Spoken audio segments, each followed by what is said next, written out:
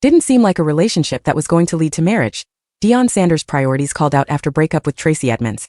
Amidst the buzz around Coach Prime Deion Sanders' transfer portal last December, there was another significant headline: the end of an 11-year relationship between Sanders and his ex-fiancée Tracey Edmonds.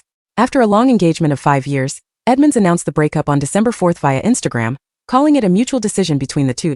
But there's more to the plot, as recently attorney Jonathan Majors discusses the details of their decade-long relationship in a YouTube segment titled Lead Attorney on Divorce Culture, where he called out Deion Sanders responsible for this outcome. Let's take a ride on this relationship roller coaster with Majors.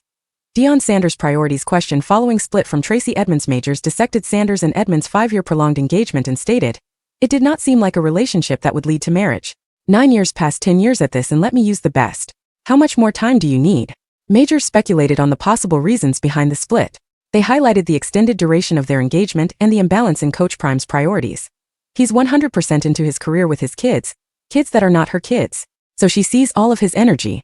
That's all of his time, all of his resources being devoted into his kids, Majors remarked. The split seemed to raise questions about Sanders' priorities, particularly considering Edmonds' unwavering support during challenging times in his life, as Majors articulated. The attorney pointed out Edmonds' dedication was much more than Coach Prime's in this relationship. She had stood by him through all his blood clots and amputations and all that, so she had been there this entire time.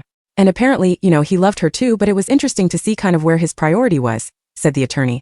Majors further compared Sanders' relationship ethics with NFL GOAT Brady and commented, "You see where Tom Brady's priority was, right? I know.